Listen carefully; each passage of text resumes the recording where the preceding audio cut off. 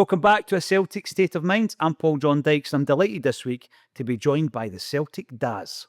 Phil Differ, welcome back to A Celtic State of Mind. Good to be back. And you have brought your cohort, Raymond MEARNS. We are here to talk about Celtic Dads. Yes. First of all, apologies. The other guy, it's a two-hander with Raymond and Bruce Morton. And Bruce is loaded with a cold, so he couldn't make it. So I'm sure he'll be fine. And get well soon, Bruce. Anyway, Celtic Dads. First time I heard the phrase, well, talked about the phrase, was with Kevin McKenna from the Herald. We were having a cup of tea and we're finishing. And I said to him, what do you think of this phrase, Celtic Dads? That's what a brilliant phrase, you know. I said, but then suddenly you realise that you're one, the age, you get to a certain age, you seem to become a Celtic Da, and the young team look at you with disdain and scorn and all these things. And it seems to be getting younger that you become a Celtic Da. I always thought Celtic Da over 70 something, but it's coming way down and rapidly. I think you're over 25, you're practically a Celtic Da now. So anyway, I had this idea about these guys, this subculture of Celtic Dads, and I thought there was a good two-hander in it, and I wanted to do it. And about a year ago, Raymond, we first met. It was 2 years ago. Was it 2 years? You were doing your Billy Bremner play That's right. up at the platform in Easterhouse, and Annie and I came along to see it. That's right. And I thought the Billy Bremner play was brilliant, and I'd always wanted to see it. And then, so I just spoke to you that night, and you said to me, "I've got an idea for you," and I went, "Oh, right." And then we met up in the coffee shop, and then you went, "Do you know what a Celtic Da is?" And I went, "Don't got a fucking clue." And then you kind of explained that, and you talked about how you'd spoken to Kevin McKenna, and I went, "Sure," because I'm keen to get.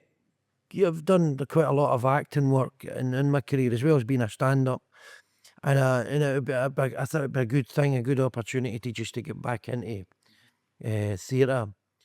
And but I'd never heard of the expression. I had no idea. But bearing in mind that Annie and I, we've been Motherwell season holders for the last 6 years. So I've been sleeping with the enemy. No, but no the right enemy. Just so I met my daughter that night, and my son-in-law, he's a massive Celtic fan. I think he's in with the Green Brigade and all that.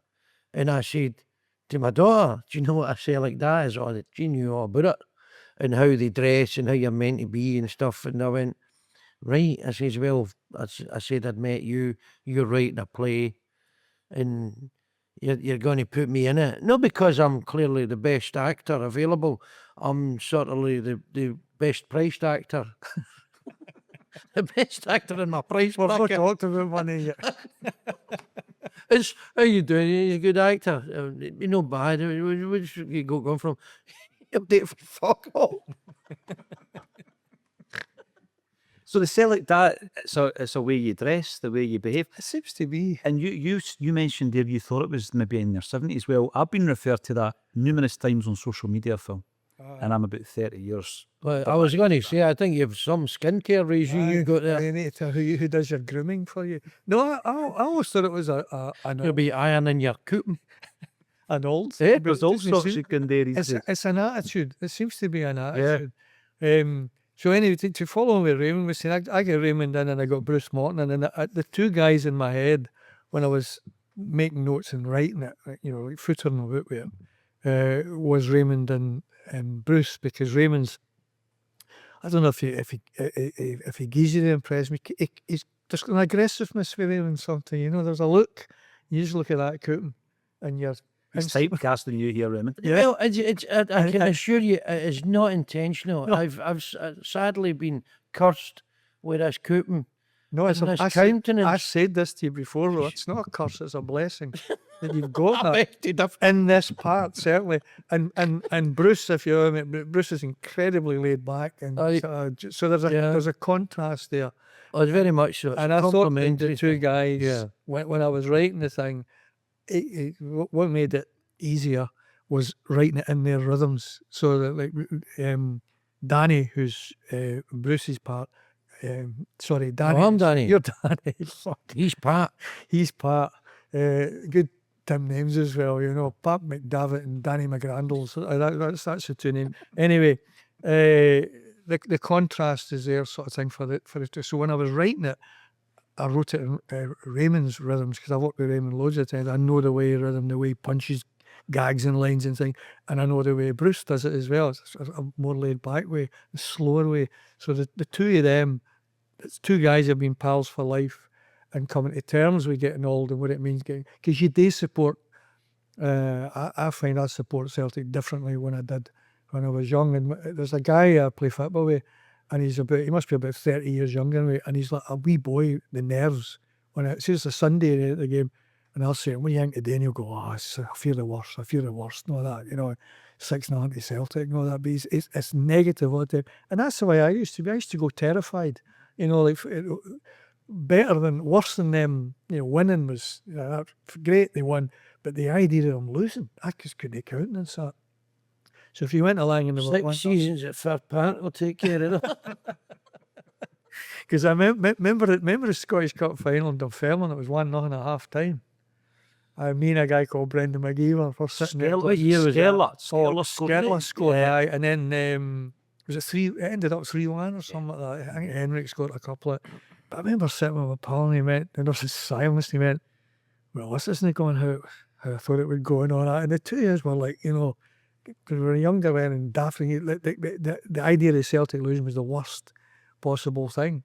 And the Daz thing is that you should be better as you get older. I think but do you really change? You know, when it actually comes down to it, you know, when you see the ball going in the back of the net and that horrible feeling when you might lose and you're already planning your excuses for when your pals wind you up, your other pals, you know, the pals that support the dark side, and they suddenly phone you up out of the blue and all that kind of thing. So you've got to learn how to deal with all these things. So these two guys, it's set on the day of a game, and they're routine, and events have caused one of them, Pat, to kind of reevaluate, and you know, they're different, but they're very similar in a lot of ways, and they complement each other. And I don't want to say too much because Yes, I mean, there's something going on in their lives anyway, and it's not just about, well, it's a lot about Celtic and the Celtic Dads and the characterisation and that thing, but it's also about people taking that away, and people have got challenges in their life, and it deals with that as well. So the two are mashed together, but it's very much seen from that perspective of how they see it's sort of like football and Celtic and all that stuff. and their view of life and everything, your philosophy changes and everything, and you know, you lose patience and you become crabbitter and all that thing, but you're still the two pals thing goes back, you know, 40 odd years, so there's a similarity, there's a, I don't know what's the word, an empathy between each other. Yep. And trying to see, because you've grown together. And then there may be even times when you start to drift apart a wee bit, and then Celtic brings you back, or a bad result brings you back, and things like that. So that's the kind of the crux of it. We did a read through.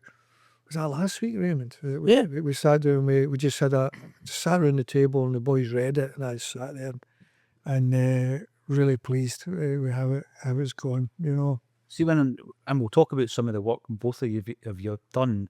When you write previously, or where you normally write, do you write and then you've got it finished, or do you do it in that style whereby you're actually writing to the rhythm of the actors? So you're out there and you've got an actor first, then you write it, Phil. Is that always your method? No, it's different. Sometimes, I mean, I just, when I had this idea of Celtic Dads, I just like, Raymond and Bruce just were always in my head.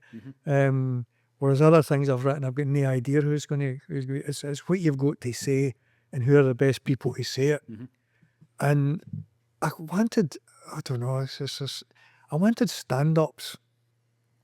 who can act rather than actors who can. Well, you don't get many actors that can do stand up. They act stand up. It's a natural thing. I want these two guys to come over as natural, and Raymond and Bruce aren't that, because they walk out on stage and there's a wee extension of themselves, can relate and speak to an audience. They've got no worries or qualms about that. But they can also act, because I've worked for them and I've seen them act.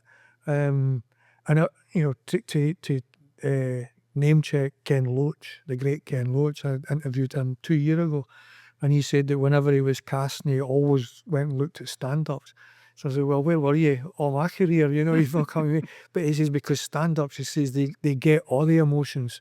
They can make folk laugh, but they can make folk greet as well, and they can make folk think. I made 2 movies for Ken. Did you? I was in A Fond Kiss Uh-huh. and It's a Free World. Well, So I was in the. the 2 movies that nobody watched. It was brilliant. Story of my life. I interviewed him at the festival. I was bloody He's great. off the guy. Amazing guy. Kess. The only film we talked about was Kess, because we didn't have time to talk about anything else. And that's what you were saying about stand up. And I'm going, see, the next time, he's a shouter. But what a director, though, absolutely.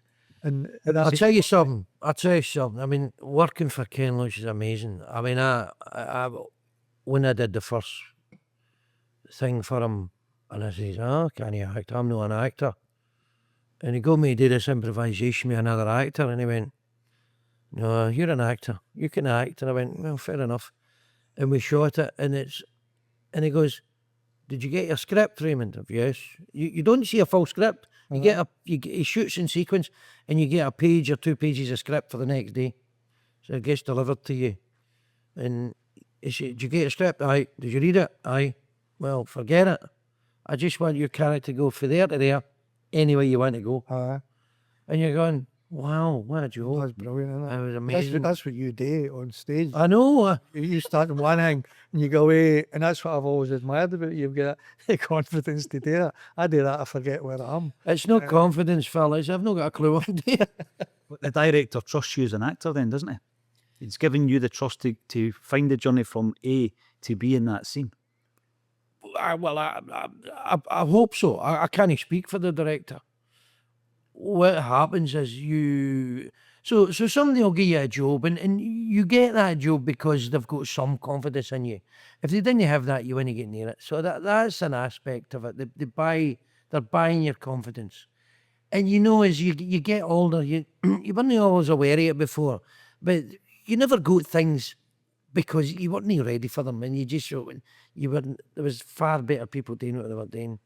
So that's kind of true, but the extent of it is you just kind of bring that bag of tools you've got, that's your skills and your experience and everything you've learned, and you bring it to bear, and you do your thing.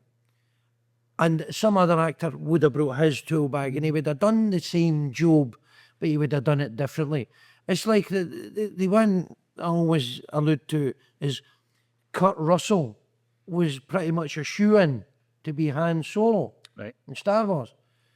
And he would have been phenomenal as Han Solo, right? But Harrison Ford got it. But you can see Kurt Russell in the role. You can. Right, no problem. He's got that humour, he's got that... Whereas Harrison Ford had a more...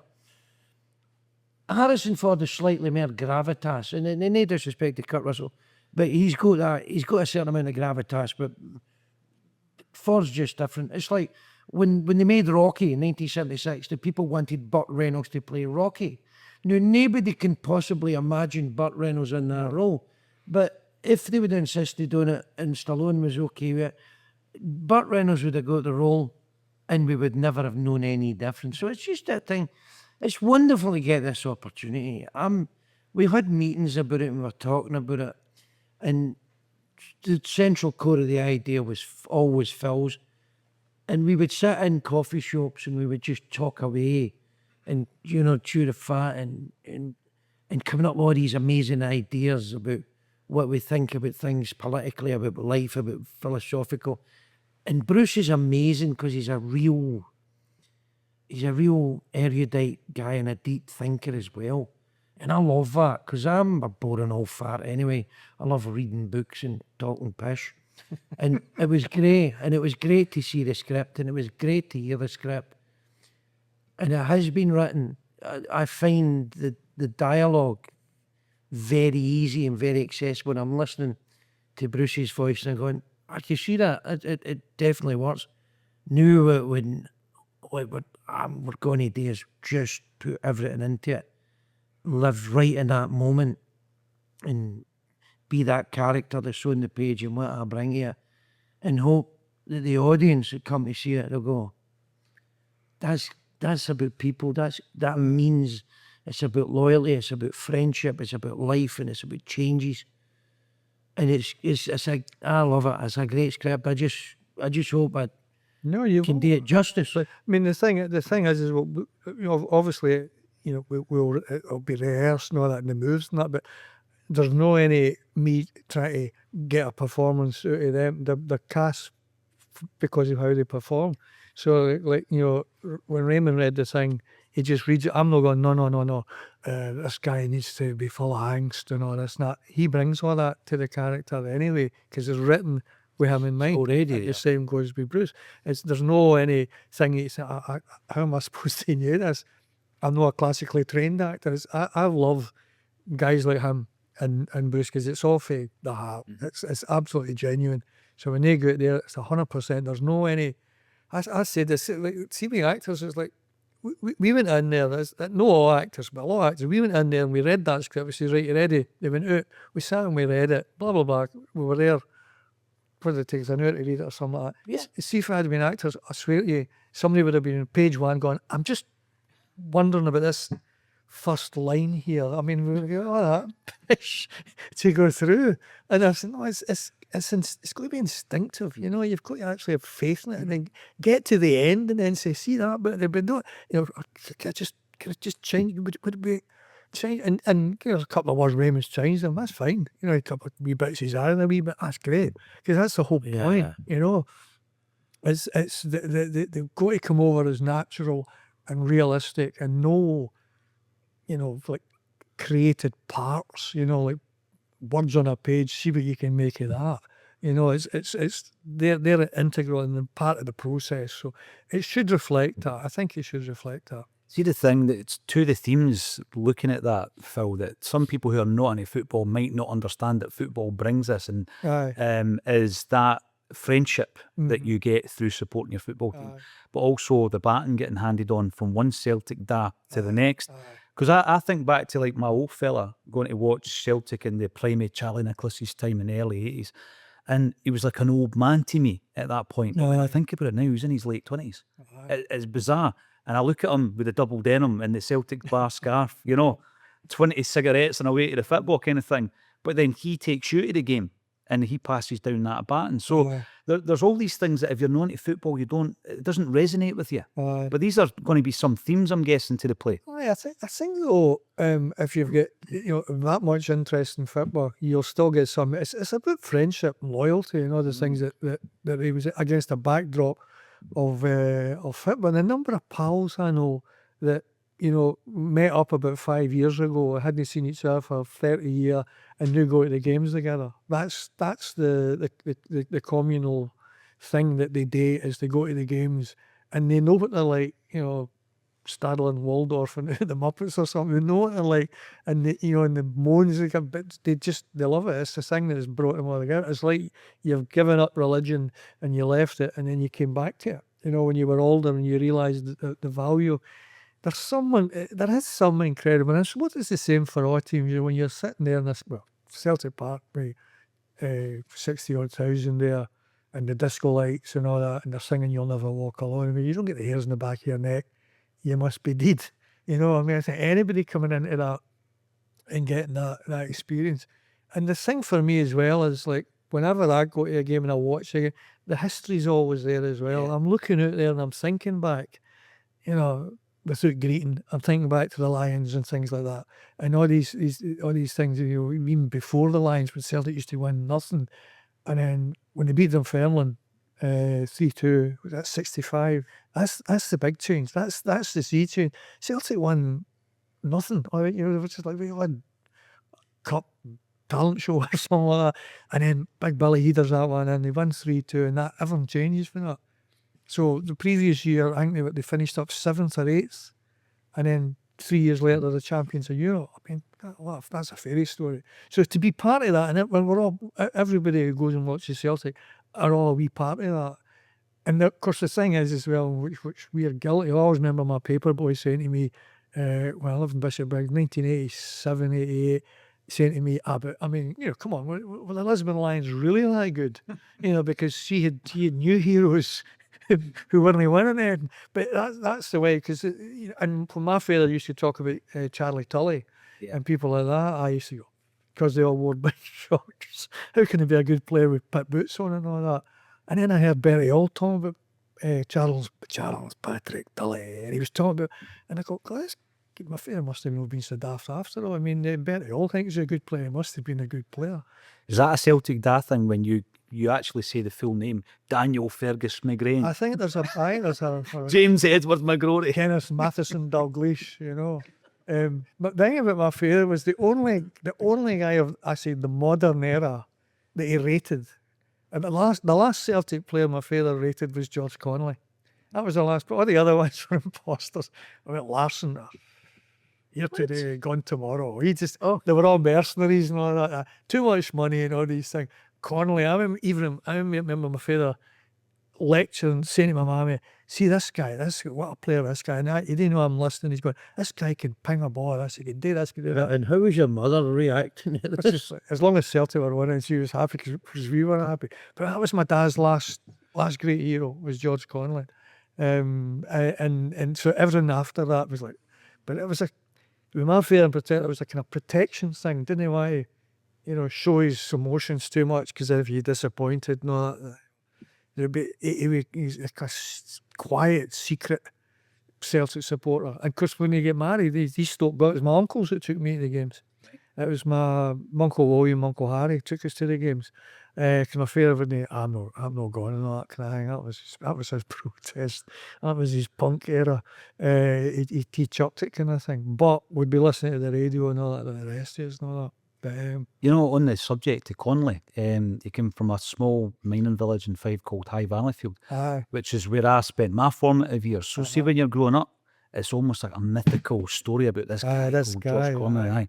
Because everybody went down the pit for Valleyfield rather than, and he was a player who played in a European Cup final, 1970, came on as a sub.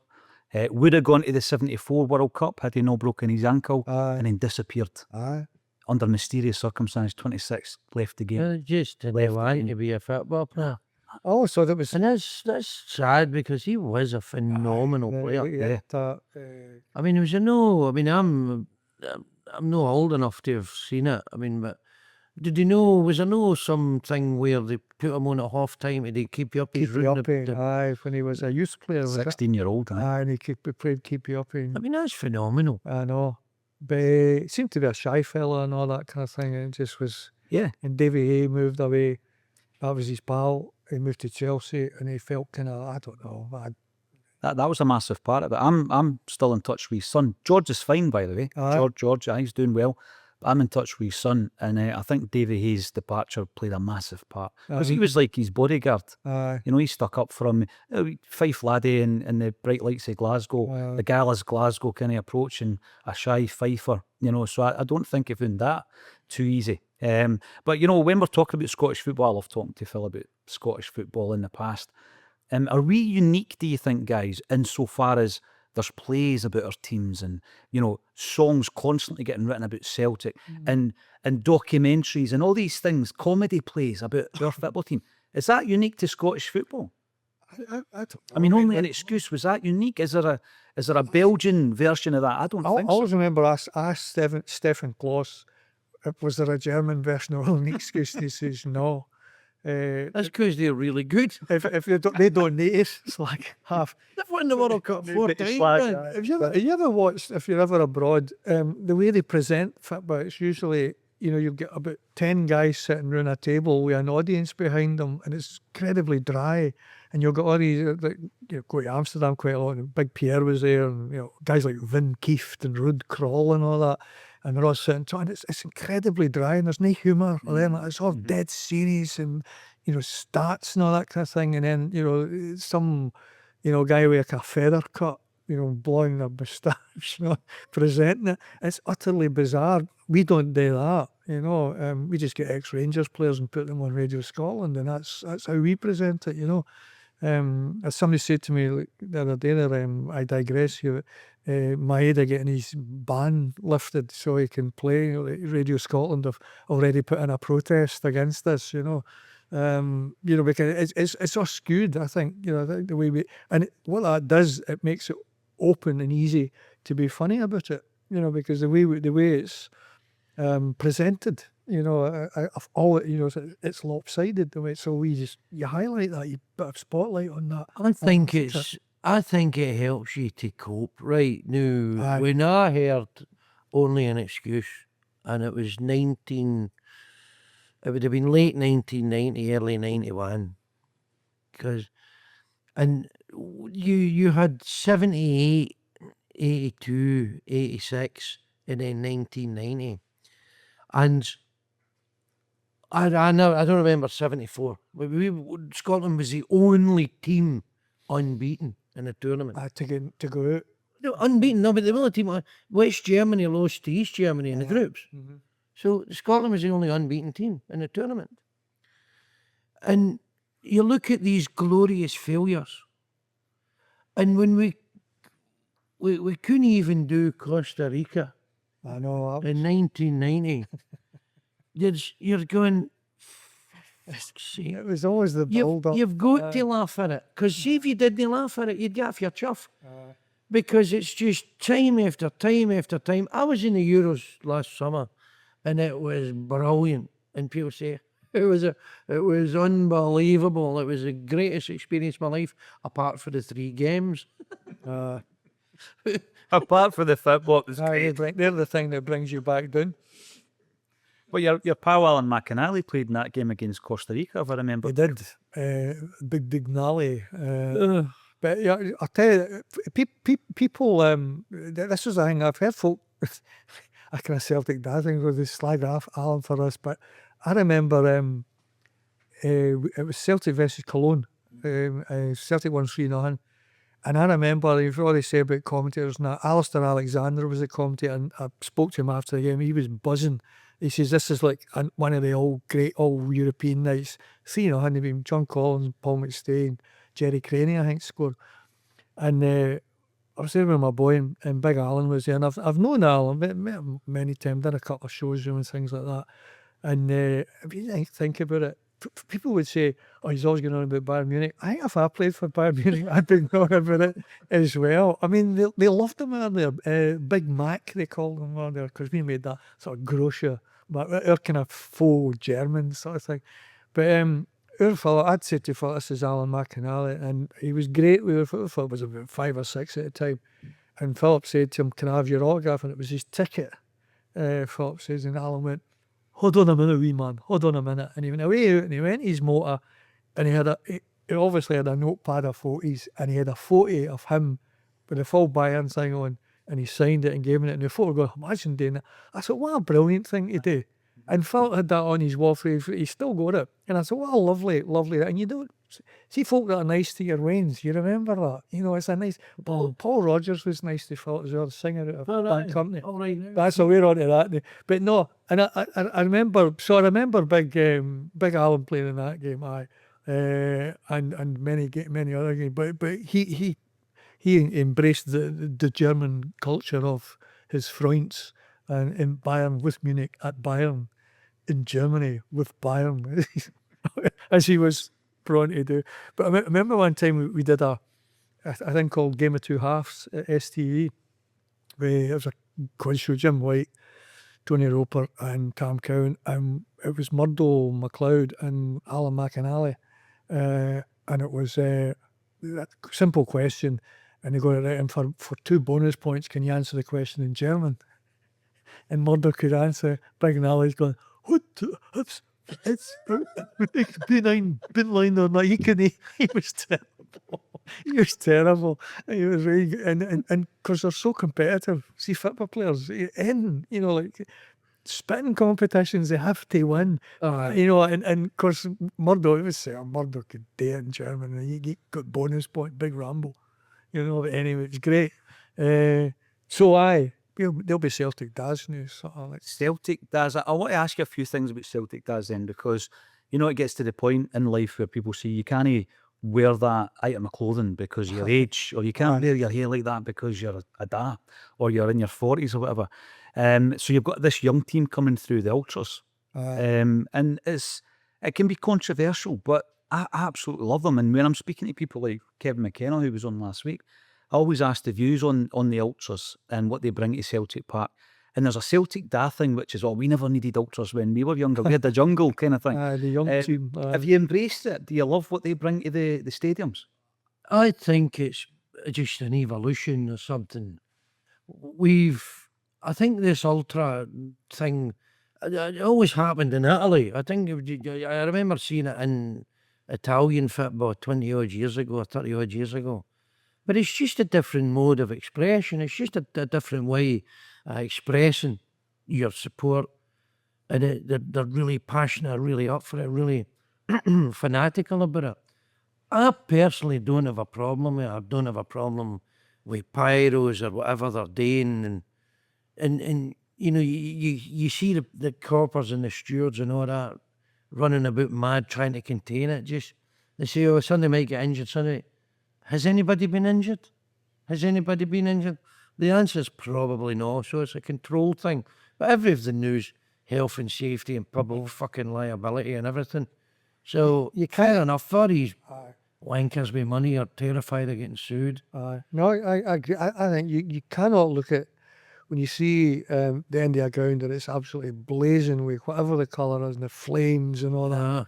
You can't look at that and go, that's terrible. Yeah, I like it. I remember the Dunfermline game against St. Pauli, being in among all that. Yeah, It's fabulous. Did you go to that? I never went for some reason. The thing was, we were sitting in the and the big tifo that they had, we were the start of it. And then, so suddenly it starts going back, and we're standing like this going, what do you do? And you pick it up and you fold it back, and it's almost like a kind of, everybody's got to do it together to make it work. And everybody's together, and it's a brilliant thing. Yeah. Everybody's involved right from the beginning. We're all in this together, kind of thing. And it was the atmosphere was absolutely fabulous. I mean, it's like, I find it quite funny when you see games and it's tiny wee grounds and there's one guy with a Roman candle And a drum. and Brock's Roman candle, and he's banging some guy with a drum. But they're trying to create a mission. No problem with it at all. And there was, we were bams when we were young as well. We all done stupid things. Yes, bammery is a human condition. Right, and that's it. And when you go to the game, you're fired up and all that. You can't say, get right behind the team, get fired up, but keep the noise down and behave and all that sort of thing. So, I've got good on them. I mean, that's all part of it. Talking there about the tifo displays and the organisation that goes into them for them. But I think it's the organisation that scares the authorities, because if a group of people are organised, it frightens them, doesn't it? No, it is. I would agree with that. Yeah, because they see this is more than just individual BAMs, or there's clearly some sort of structure in this, and they're talking to each other. And if you want to get all political about it, totally. That probably does scare them to death. So it's also scary, Phil. They started 20 years ago. The Green Brigade I'm talking about, right? So there's going to be some of the originals who are now Celtic Dads as well. There'll be a Celtic Dads Green Brigade division. That'll be the next thing. But I mean, if you think about where they are, where they stand, and where they is roughly, where we used to stand, just towards the very end. We were either towards the very end of the jungle, or just at the end of the Rangers end, as it was the away end. And the things went on there, like were not quite as spectacular, but it's the same kind of bampots were there, as you get. Some are more extreme than others. some of them are, you know, I've had it's not just bevy now, there's other things come into it and all that, but, you know, how can you stop that? That's what young folk do, isn't there? And you can't say it doesn't create an atmosphere. You know, it's part of the thrill of it, but there's a danger when you get a certain age that you just disdain. If they could invent vegetarian flares or something like that, you know, flammable flares or something, you know, and someday, well, but you know, Raymond's right. It's like, you know, oh, somebody's going to get, you know, towering inferno and all that thing. It's not harmed. It'll probably happen tonight just because we said that. Well, in this week of all weeks, because there's a Champions League game at Celtic Park, all eyes will be on Celtic Park because of the atmosphere and the tifo and everything else that goes with that. I've got to go back to a point you made earlier about what Ken Loach said to you about being an actor. Was he the first person that ever said to you, you're an actor? No, I mean, when I was at uni, I mean, I did plays with Strathclyde Theatre Group, and people would just give you direction and say things to you, and they say, oh, you know, you've got a nice sort of stillness and a presence about you and all that, and I never trained as an actor in the way. I mean, my degree's in economics and computer science, but I've looked at, I think to be an actor, I think it's maybe you can't be self-affected. You've got to embrace and embody whatever it is and just be prepared to look like a diddy or something and be vulnerable. You can't go on a stage as an actor and put out what you think you want your audience to see. You've got to embody that part, and it's all or nothing. And that's the way I've always kind of approached it. And my big brother said something to me which was amazing. He says, you're believable on stage. There's something you do when you're on stage, you fucking believe you. Now, in a conversation in the pub, I get fucking completely ignored. I'm one of these people, when I'm sitting there, I start talking and everybody will just talk me away. I don't go, I'm fucking not listening. But that's the thing about you. You see, and you know that. Well, I know this. There's like when you walk out on stage, right? You look like no way to mess with him, right? And you get him to stare and all that. And I know it's all part. You just get to play on this. It does. It does. But the thing is, this guy's a brainiac, right? See the information this guy can tell you about. I mean, I remember it was a guy, he asked a guy in the audience, what does he do? And he goes, I'm a Hilty gun. A Hilty, you know that? Yeah. So he gets into a 15-minute conversation about Hilty guns. He's asking him about all the different types. Yeah, because I used to work in George Boyd. And you could see the guy like, how does he know about that? So I think that's part of the brilliance in when he's on stage. I've always said that. It's like, they think, look at this guy, I don't know, this guy looks a bit mental and all that time. Giving the mad look and all that. And then it just opens up. And you're so incredibly knowledgeable about things, and that's all genuine. That's no kidding. I read. I mean, I read everything. I'm a very nosy person, and I'm always asking questions and pop quizzing people. And my missus goes, "Oh, for fuck no, here we go." He's fucking looked inside the guy's underpants. I'm just a curious, nosy bastard. I'm just very. But remember that time he says that you're somewhere with your central heating, and you get the guy in. And the guy bleeding radiators, and it went. And he says, "I thought the guy was letting down the house." Letting my house down. He's letting my house. Is that your den? So then a 20-minute routine comes out of that. It's the observation. That's right. It's just it's observing. But you're talking here about when you're an actor thing. Do you remember that time you and I we met at an audition?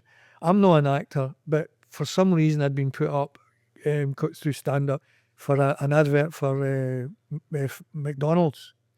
And it was fries. We to come out, pretend we come out, look up, we smell the chips next to you and go, fries, right?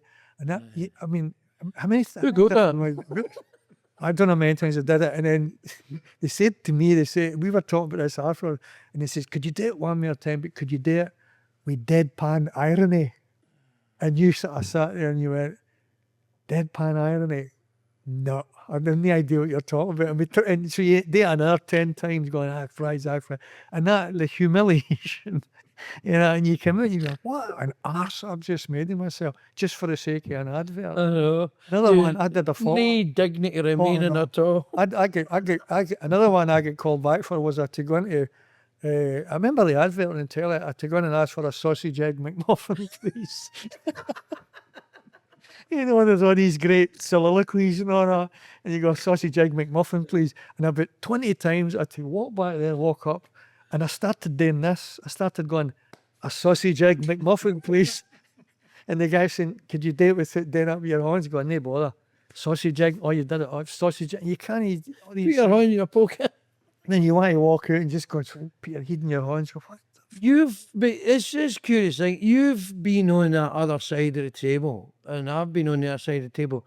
And when you're casting something, it's a real eye opener, because you go in for an audition, you think, I can do this, and they go, no, you can't. And you sat the other side of the table, and you get these succession of fucking lunatics coming in, and they're clearly not fit for purpose. And they go, how was that? That was great. We'll let you know. That was fucking pish. Right? And Do you tell them that, though? I've heard some tell them. sadly, unfortunately, that's just fucking pish. You want to be ashamed of yourself. And you do a thing called Red Raw. Oh, for fuck's sake. It's all these guys deluded, an awful lot of folk. They turn up to be Red Raw, and that you come in and you can, in the middle of a conversation, and Raymond's saying to a guy, away you go. That was fucking terrible. You'll never be. You'll never be the next Kevin Bridges, and there are always things like that. And there was a guy who went out, and he just died. I mean, he never got a laugh or anything like that. And he's on. You're supposed to be on for 5 minutes. 2 minutes, the music plays, and the guy came out, and Raymond went out. He goes, and that, ladies and gentlemen, is what's known in the trade as dying on your hole. No, it's a fucking tough life. He's no fighting the fucking Taliban. He's just made an arse of himself, right? So he looks like a fucking fool, and everybody thinks he's a fucking fool. Own it. If a cap fits, wear it, get to fuck. Just go on the stage and be funny. Now, there's people that watch me. I've been making a living as a stand-up comic for over 20 years, but there's people who'll say, you're the fucking worst comedian I've ever seen. Fine. No problem. I'm very comfortable with that. Right, but I'll go up on stage and I'll do my thing, and people will pay me, and as long as that they think that's a good contract, then everything's fine. You can fucking hate me or love me, it doesn't make any difference. I'm okay with that. And if I see something that's fucking terrible, if somebody asks me my opinion, I'll tell them, I think I was terrible. Yeah, I remember one guy really died in his arse, and he thought, what do you think? I thought, do you know what? Maybe write some jokes, learn how to tell them, you should be all right. So, see if you've been in the game that long, a couple of decades as a stand-up, right? 30 years, actually. Because I wasn't a pro for the first 9 years. So I started in 94, and it took me until 2003. I never thought I would even be able to do it. I was able to give my job up. My first wife wasn't too pleased at the time, but I managed to go and do that thing I done. See, the thing with that, Phil and I spoke about this the last time. I think it's one of the bravest things anybody can do. Because if you're an actor and you've got the lines and they're written by somebody else and you're getting direction, but as a comedian, it can be a lonely, lonely place, because you've got to do something that I think must be the most difficult thing, Raymond. Well, make people laugh. I mean, I think jumping out of plane's the fucking bravest thing you could ever do. I don't know. Can you do that? I think getting into a war zone and I can see why people would say that. But what's happening is, I think a lot of the troubles in the world are caused by people sagging under the weight of their own fucking ego.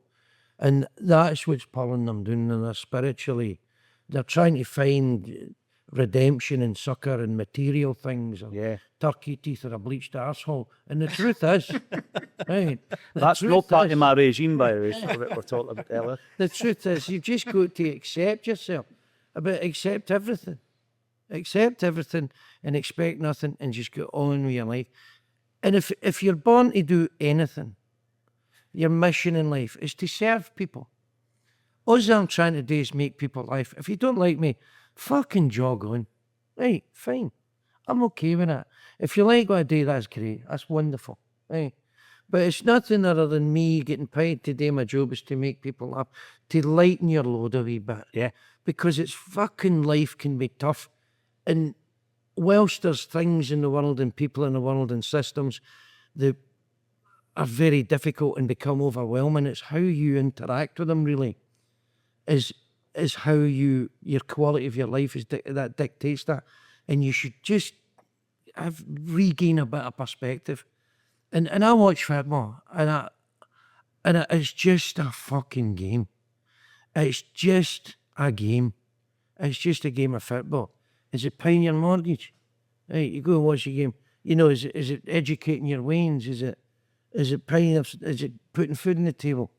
It's just a game. People take themselves and their lives far, far, far too seriously. And I'm here to go, you know what? You're a fucking loony. Calm the fuck down. Yeah. It's great that you can get that freedom and a wee bit of escapism. I think football gives you that. I think Football- comedy gives you What that. I love about football, right? And this is the thing. I love football players. I love football. I love the game. I love watching the game. And I grew up watching Celtic. My first Celtic game, I was 7-year-old. I went to Celtic Park. And I watched Celtic all through school into my teens. Then I got married and never watched them as much. Right? But I love two teams, competitive, two teams of players with a common cause, fighting to win. Right? And it's that spirit at 1978 World Cup, Archie Gemmill, to me, embodies everything which is great about a Scottish footballer. That heart of a lion, you'll get down for your mates. After part, Archie Gemmill, he's the nicest, most underwhelming wee fella you ever meet on that pitch. He's a colossus. He will do anything to win a game. And it's that I've always really admired in people who've just got that absolutely overwhelming desire to push on, and be the best version of themselves and to take responsibility. I think more and more, I think we see, I seem to observe, is people saying, I don't want to take responsibility, it's somebody else's fault. I'm a victim or something. It's no, you're no. But this is my view. But that's why I love football. And when you see the teams not playing well, and you go, for fuck's sake, you see a player not playing well, and there's better, you go, he's fucking getting $4,000 a week and he's doing nothing, and you go, but people are people. We can't always be on 100% of the time. Your spirit sometimes it starts to sag, and you're sad or you're afflicted. The thing as well is we all look at football players and think we could have done that, and no. But wasn't it for that dodgy elbow? And I know him very well now. I met Frank McAvenny in 2006, and we did a Sun newspaper adverts in 2006, and that was the first time I'd met Frank. And Frank McAvenny's what a player he was in Argentina this season. Him and Andy Walker, right? He's an amazing player, right? But see, when you're at school, I was quite a good poaching 6-year bulk centre forward. But I had a guy called Paul Harvey in my team at school. Paul ended up playing for Wraith Rovers. He played professionally, played for Airdrie. What a player he was. Oh, he was just handing you stuff on a plate. He would beat the guy and I'd put the ball in the net. It was amazing. And I was like, Frank, yeah, I was a really good centre forward. Frank, get to fuck. Fuck off. You must steal that bullshit all the time. Just the same people, when people come to me, he goes, I'm funny. Oh, get to fuck. No, that kind of dedication thing, that these guys had was just beyond not us mere mortals. We talked about it. I mean, like recently, Tony Book, the Manchester City guy, died. And I always remember reading that Tony Book was 28 when he played his first first division game. That was his debut at 28. But he'd played amateur and all the years. So I grew up thinking, I've got to 28 to make. Aye, it's Like at the age of 28, the doorbell's going to go and somebody's going to listen. You I know it's confirmation bias, is it? ridiculous. You're looking No. for stuff where you go, you see these mad memes that come on and say, Oprah Winfrey gets sacked for her first job, and Morgan Freeman never made his first movie. It was such and such. So I'm sitting there, 57, a lazy bastard, still plenty of time. Plenty of time. Now, we're talking about Celtic Dads, right? And I think if you were to say on social media what platform is for the Dads, it's probably Facebook, right? But I became aware of you on TikTok, which is one of the kind of younger. You know, there's no much in terms of attention span. People are just flicking past. But you constantly pop up on my page. How have you found, you're talking about there, you're no bothered if somebody slags you off. It's a wee bit different online, isn't it? It can be quite toxic. Have you found any of that? Don't bother. Just ignore it. I say, people say, you're this, you're fat, you're ugly, you're cockhead, you're baldy. Do you know what? I'll tell you something, right? Howard Stern, the radio host, the shock jock, he was told, your fans listening to you 2.5 hours a week, the people that hate you listen for 5 hours. See, when you start to attract that kind of hate, that's when you know you're making it. The traction's still there, isn't it? Yeah. You know, These Do you remember- fans do you watch remember- me twice as long. exactly. Perfect. Aye. Do you remember the time we made a World Cup record? Anyone but it? Aye, 20, oh, It aye. gets flagged rotten. It was like, what? Oh, Bunch of unbelievable. ugly fat bailers. Well, look at these fucking buyers. We made a World Cup record. And it was a great song, A by bunch the of way, comedians. Who wrote it? You wrote I it. wrote it. You wrote it. Me and the guy, mate of mine, Brian McManus, wrote it. And And it was a great song. And it was, Scotland wouldn't be going to the World Cup because Burley and the boys really fucked it up. So for Hadrian's Wall up to Aberdeen, we'll support 31 out of 32 teams later. Anyone but England. Right, it was a great song. United the Jocks will start. Anyone but United the England. Jocks. Right. Oh, it was like Freebird. Aye. It started quiet and then it built up and then we just went on. And we even had rap in it and everything. It we was thought it was great. great. So, by the way, it went like that. It went viral on YouTube, but I got scared. Right, I've got to work. I've got to do comedy gigs down in England. I work a lot down south, and I thought I'm going to get fucking. I had a vision that somebody stabbing me or something. Fucking anyone but England. I fuck you, mate. Right, that's I was scared. I got scared because the comments were fucking unbelievable. That's all abuse. I mean, this is new 15 years later. I'd fucking say what you want. That was funny. At the time, I don't get down to England now. I'm electronically tagged, right? So, but I killed it. That's right. I killed it. I went, fuck that. I mean, we sold 200 copies on the Emu Bands. Apple's fuck knows. We sold 200, and I was getting 39 pence. I mean, I could have bought a big house. I could have, but I killed it. I went, no. Too much of the hassle or the potential hassle. I think we just did. I mean, it was like Raymond was getting the worst. Shut of it. it. I mean, we were just getting called ugly bastards. He was getting threats. It was quite funny. And the guy that was recording it cut my solo at the end. Well, The young boy didn't know what he was I remember because you played the guitar solo at the end, right? And you recorded it separately from the day in the studio. and it was And then, well, a minute, so Phil's kind of, because we're both guitar players and we both have got a kind of view of how good or bad or whatever we both think we're quite good. aye. Right, we'd like to think. And do you think each other are quite good? Aye. Fucking sounds like he's playing a glue sniffer's Bert- banjo. He's fucking terrible. Bert Reed. Right. Bert Reed. That's a name for the past. No. So we're letting the guitars. I know, and you says that's not a solo I recorded. No, it wasn't. Do you know what the problem was? What? We hadn't all tuned up. We were slightly out. So when I came to record Really? it, I don't know whether he'd maybe very speed it or something like that. I couldn't get it in tune. But I played Did it they turn anyway. up with the Jackson or the Turned up with the Jackson, Stratocaster? and we did it in his Right. house, and it was on headphones and all that. And I was really, and you told me what you wanted and did, and then build it up, and we built up, built Yeah. up. So I thought it was like comfortably numb. I was playing there and stuff. And then when I heard them back, I great went, and I said to the guy, "What? That isn't what I recorded. Maybe he just hadn't recorded it or that." But I couldn't get it in tune I because thought it was great. Coming in at the end, I thought it was no, I was just Were you credited with it, Phil? Even though it oh, wasn't I your... don't even No? I don't know what were we even called. I don't even, we were comedians or the Sweaty Jocks. The Sweaty That's what the Jocks. band was It's called. Sweaty Jocks featuring Phil Differ on guitar and solo at the end on that. But I never got that. Didn't happen.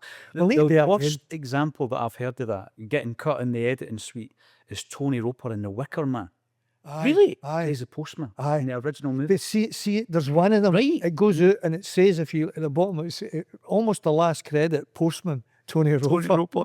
And I'm sitting there, and but he could cut out it. He was, and the scene was him ripping the piss out of Edward Woodward because he was he was a virgin basically, and he was saying to him, "Oh, you've never had your whole all that crap."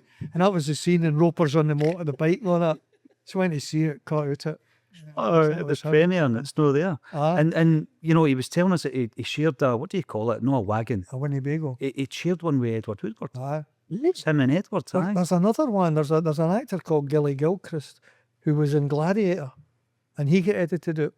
And it was a scene. If you get the director's cut, it's they've all got arrows, and they're firing the arrows into this guy, and they're all the strain of the and they find it's Gilly, and he was in it, and of course he tell everybody, and everybody went to see it.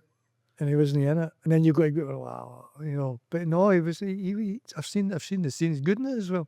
It's murder if that happens. I mean, yeah, it's always. I mean, I'd never really thought about it, and then I heard that the Ford Kiernan had been edited out of Carla's song. So Ford Kiernan was in the Ken Loach movie Carla's song, where Bobby Carlyle played the bus driver and ended up in Nicaragua, El Salvador, blah blah, and he said he'd been cut out of that, and it's something in my head, right? And I went, then I started making stuff, and I went, I hope I don't get cut out.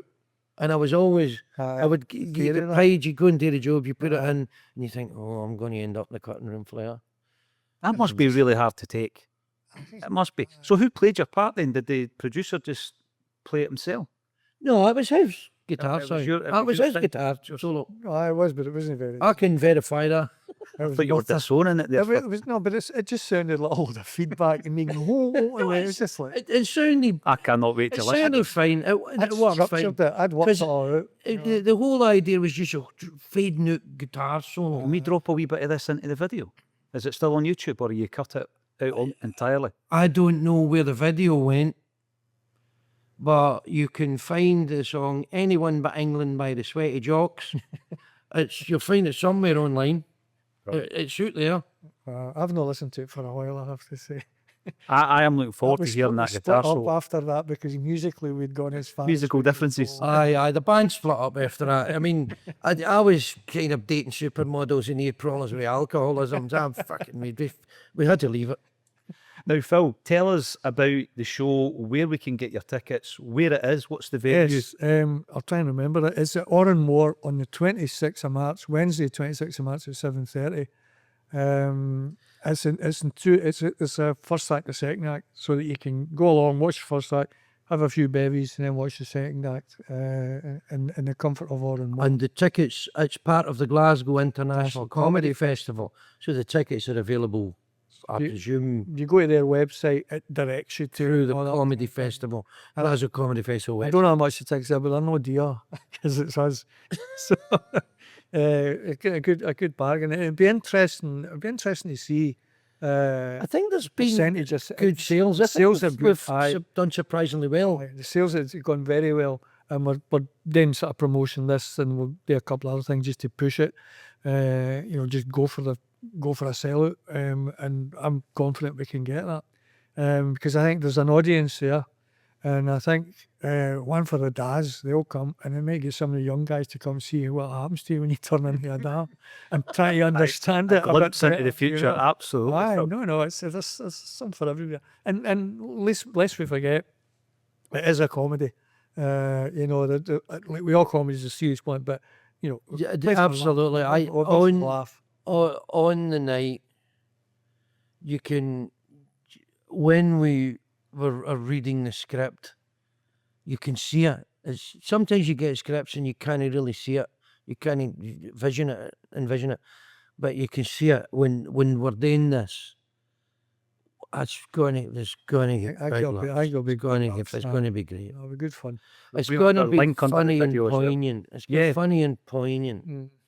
and it's I'm so enjoying reading the script, and I'm really looking forward to it. Why do it justice? Why do a really good job? It's really important. We'll Going to give have a it. good laugh. You know. Looking forward to it. As I say, tickets underneath this video. All that's left for me to say thanks again for joining us on Celtic State of Mind. Well, thanks for having us. Thanks Thank for having you. us. Craigie. Thank you. Anytime. It's always great to be asked your opinion on stuff. Thanks again for joining us on A Celtic State of Mind. Join us next Friday at 6 o'clock for This is Acsom.